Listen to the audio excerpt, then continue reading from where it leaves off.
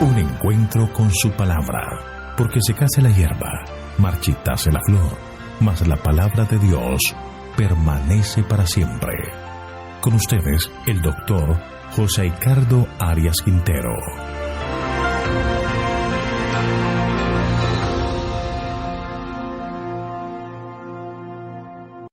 Hoy vamos a estudiar Isaías capítulo 24, el juicio de Jehová sobre la tierra. Te invito a orar. Padre nuestro que estás en el cielo, santificado sea tu santo nombre. Te damos gracias, Señor, por el pan nuestro de cada día. Y te damos gracias también por tu palabra, porque en ella encontramos enseñanzas que guían nuestra vida por sendas de justicia. Por eso hoy, al estudiar este capítulo, solicitamos la presencia de tu Espíritu en nuestra vida. Gracias, Señor, por tantas bendiciones concedidas y por la bendición del Santo Espíritu. Lo pedimos todo en el nombre de Jesús. Amén. El capítulo 24 de Isaías es el comienzo de una nueva sección que va hasta el capítulo 28. Hasta aquí, la profecía de Isaías se dirigía a las naciones. A partir de este capítulo, la visión profética se ensancha para abarcar todo el amplio horizonte de la historia. Estos capítulos describen las escenas finales cuando el pueblo de Dios será libertado y sus enemigos derrotados. En el capítulo 24 de Isaías presenta un cuadro gráfico de la condición de esta tierra cuando sus reyes sean subyugados antes de que Jehová de los ejércitos reine sobre el monte Sión. Ahora, debemos considerar que esta profecía tiene en cuenta la situación histórica que hubo en la época de Israel, pero al mismo tiempo se deja llevar por la impresión del día del juicio sobre las naciones, la que le da un carácter escatológico a sus aseveraciones históricas.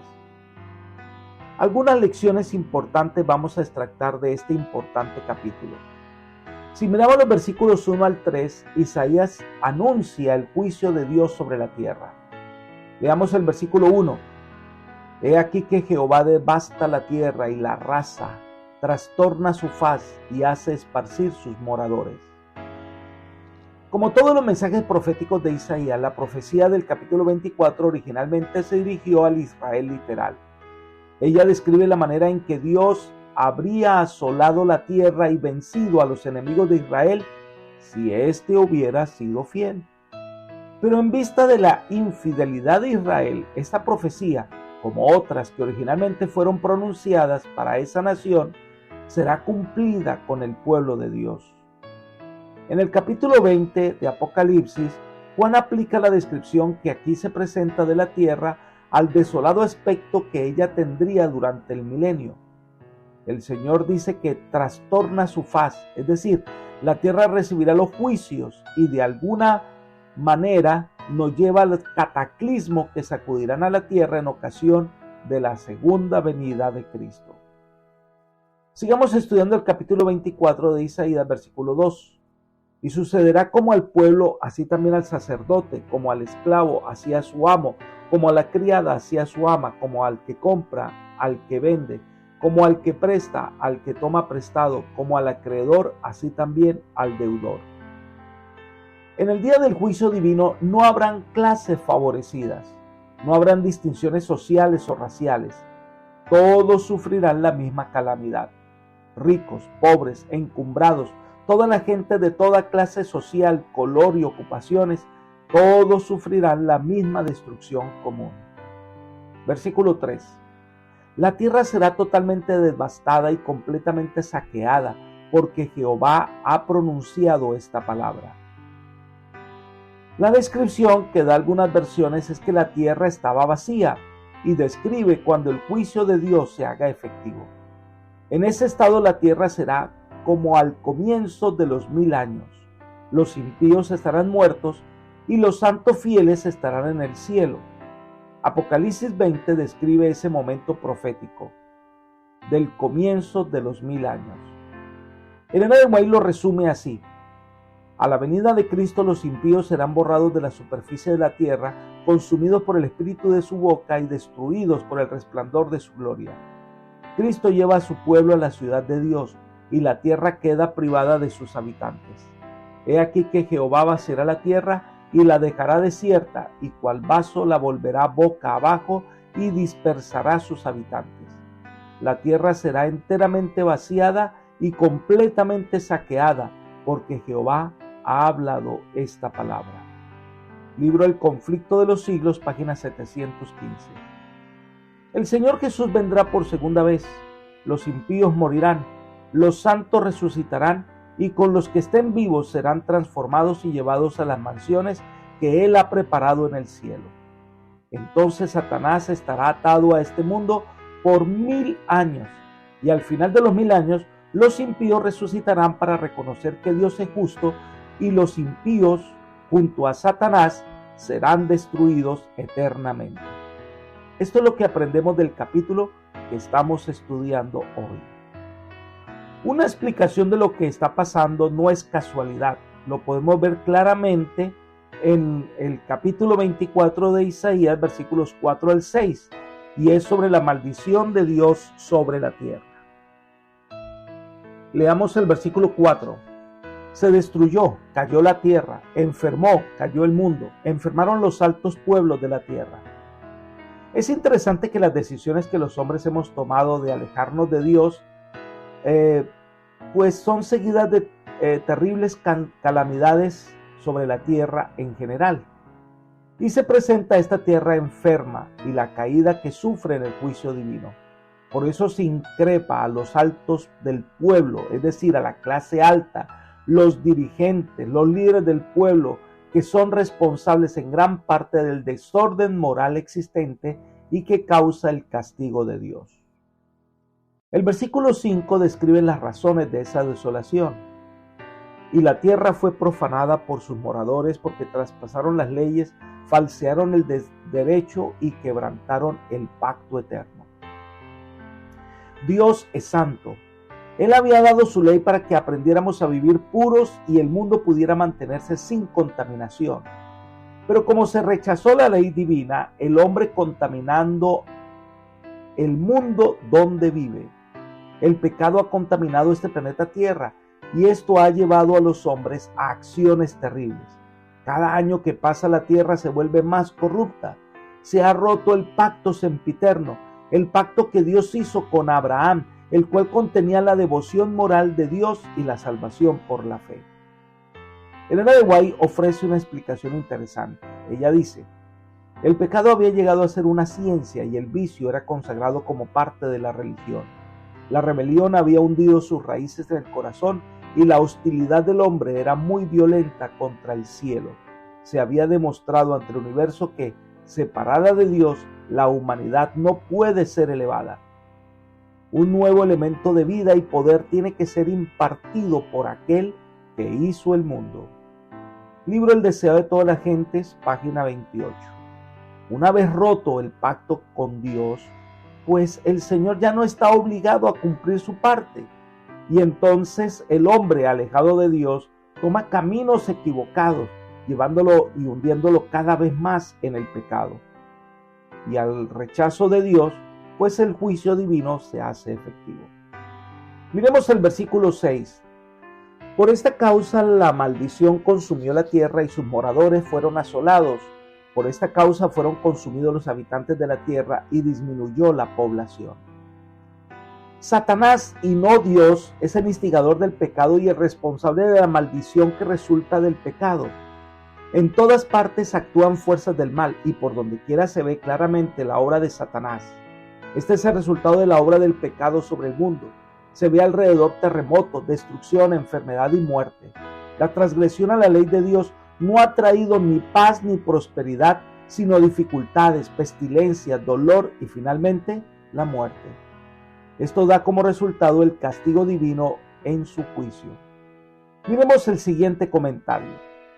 En el mundo todo es agitación. Las señales de los tiempos son alarmantes. Los acontecimientos venideros proyectan ya sus sombras delante de sí. El Espíritu de Dios se está retirando de la tierra y una calamidad sigue a otra por tierra y mar. Hay tempestades, terremotos, incendios, inundaciones, homicidios de toda magnitud. ¿Quién puede leer lo futuro? ¿Dónde hay seguridad?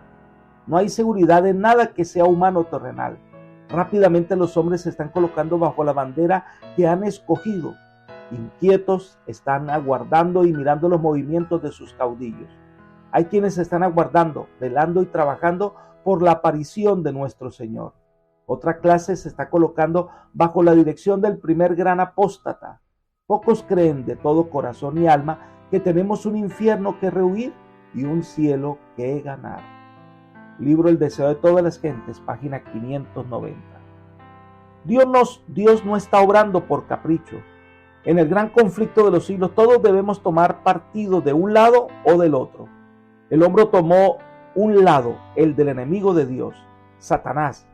Pero Dios nos ofrece el plan de la salvación para que tengamos una segunda oportunidad, la de elegir el lado de Dios. Pero los hombres hoy están eligiendo el lado del mal. Le dan la espalda a Dios, le dan la espalda a sus enseñanzas, le dan la espalda a sus mandatos claros dados en su palabra. Cuando llegue el día del juicio divino, no tienen excusa.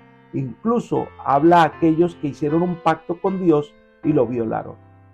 Esto es referencia a muchos que conocen a Dios y su camino, que hicieron votos de fidelidad a Dios, pero que decidieron otro camino que les pareció mejor, pero es el camino de perdición.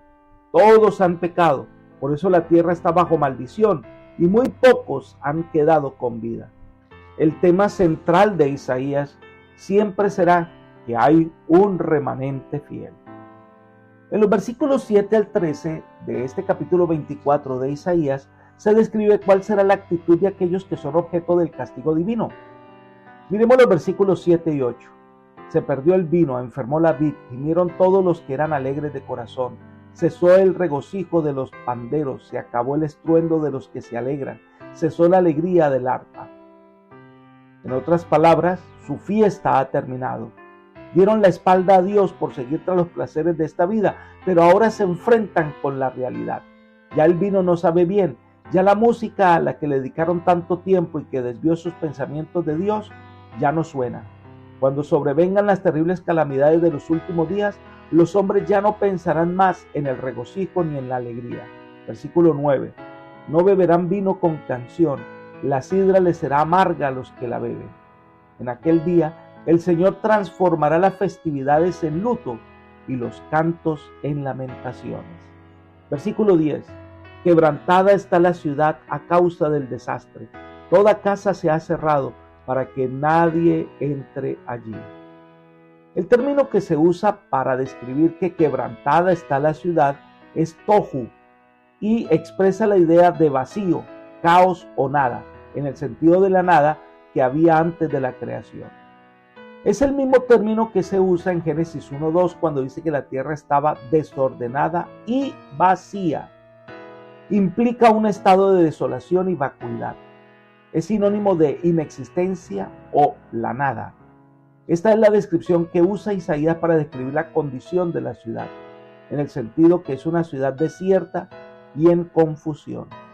Esto representa la condición caótica del mundo. Pareciera que el mundo volverá a su primitivo estado caótico al comienzo de los 1000 años que describe Apocalipsis. Ahora, esta descripción que hace Isaías se complementa en los versículos 11 y 12 del capítulo 24 de Isaías. Hay clamores en las calles por falta de vino. Todo gozo se ha apagado, la alegría se desterró de la tierra. La ciudad quedó desolada y con ruinas fue destrozada la puerta. La gente procura escapar de la calamidad, pero por medio de las bebidas embriagantes, pero ya no están disponibles. Se ha ocultado el sol del placer y están en una noche eterna. En ese momento se darán cuenta que excluyeron de su vida a aquel que era la verdadera luz y se han acarreado entonces una noche sin fin. Todo el mundo se convertirá en un desierto desolado sin luz ni vida. Es interesante que tomemos estos pasajes y lo llevemos al juicio final cuando los pecadores se encuentren cara a cara con el Señor. Ahora lo que queda es terror y el espanto de saber que fueron necios. La terrible descripción de este momento lo podemos imaginar en las palabras de Juan en Apocalipsis 18, 22 y 23. Dice: y voz de arpistas, de músicos, de flautistas y de trompeteros no se oirá más en ti, y ningún artífice de oficio alguno se hallará más en ti, ni ruido de molino se oirá más en ti. La luz de la lámpara no alumbrará más en ti, ni voz de esposo y de esposa se oirá más en ti, porque tus mercaderes eran los grandes de la tierra, pues por tus hechicerías fueron engañadas todas las naciones. Durante 1000 años esta tierra quedará vacía, sin luz, un mundo desértico, arruinado. El único que estará aquí será Satanás y sus ángeles, y verán los resultados de su terrible obra de pecado y de maldad. Sigamos la narración de Isaías en Isaías capítulo 24, versículo 13. Porque así será en medio de la tierra, en medio de los pueblos, como un olivo sacudido, como rebuscos después de la vendimia. Aquí nuevamente, en medio de la descripción de destrucción, Isaías presenta el tema del remanente. La comparación es que serán como las pocas aceitunas que quedan en un árbol que ha sido sacudido por un fuerte viento, o como las pocas uvas que han quedado en la planta después de la vendimia. Pero en medio de este panorama desolador, Isaías presenta a un grupo que sí experimentará alegría, los que no tienen miedo de ver el rostro del Señor. Versículos 14 al 16. Los pocos que se salven, dice, gritarán y saltarán de alegría. Mira lo que dice Isaías. Estos alzarán su voz, cantarán gozosos por la grandeza de Jehová. Desde el mar darán voces, glorificad por esto a Jehová en los valles. En las costas del mar sea nombrado Jehová, Dios de Israel. De los extremos de la tierra oímos cánticos, gloria al justo. Y yo dije, mi desdicha, ay de mí. Traidores han traicionado y han traicionado con traición de desleales. En Isaías el tema del remanente es importante. Mientras todo el mundo está violando el pacto con Dios, había un pueblo fiel, un pueblo ridiculizado, maltratado, perseguido, pero fiel al Dios eterno. Cuando llegue ese día, los que estaban en fiesta aparentemente siguen la corriente. Comamos y bebamos que mañana moriremos. Isaías resalta que ellos son traidores, como refiriéndose a aquellos que teniendo la oportunidad de servir a Dios, se han apartado del camino del Señor. Entonces ahora están aterrados, callados y enmudecidos. Pero los fieles hijos de Dios saltarán y cantarán. Será el día de fiesta. Leamos Apocalipsis capítulo 15, versículos 2 al 4. Vi también como un mar de vidrio mezclado con fuego, y a los que habían alcanzado la victoria sobre la bestia y su imagen, y su marca y el número de su nombre, en pie sobre el mar de vidrio con las arpas de Dios. Y cantaban el cántico de Moisés, siervo de Dios, y el cántico del Cordero, diciendo: grandes y maravillosas son tus obras, Señor Dios Todopoderoso, justo y verdadero son tus caminos, Rey de los santos. ¿Quién no te temerá, oh Señor, y glorificará tu nombre? Pues solo tú eres santo, por lo cual todas las naciones vendrán y te adorarán, porque tus juicios se han manifestado. El triunfo de los fieles hijos de Dios no tiene comparación. La felicidad y el gozo que experimentan en medio del desastre final será algo que solo podrá ser descrito por aquellos que lo vivan. En los versículos 17 al 23 del capítulo 24 de Isaías, la visión profética habla del triunfo de Dios. Lo primero que hace es describir la suerte de aquellos que reciben la condenación divina.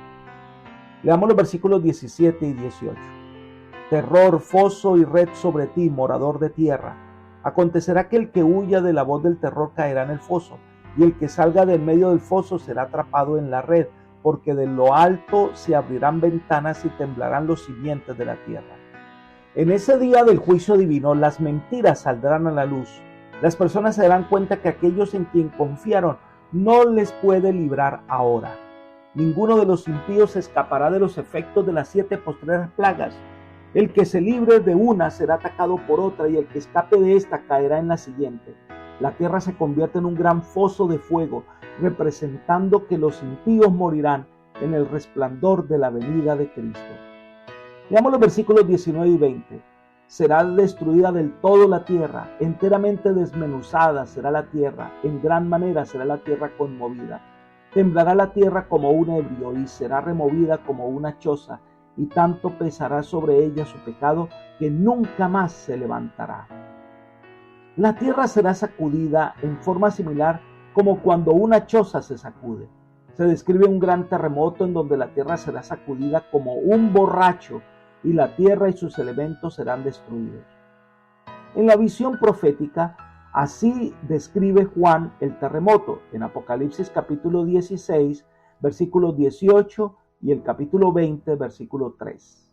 Dice: entonces hubo relámpagos, voces y truenos y un gran temblor de tierra, un terremoto tan grande cual no lo hubo jamás desde que los hombres han estado sobre la tierra.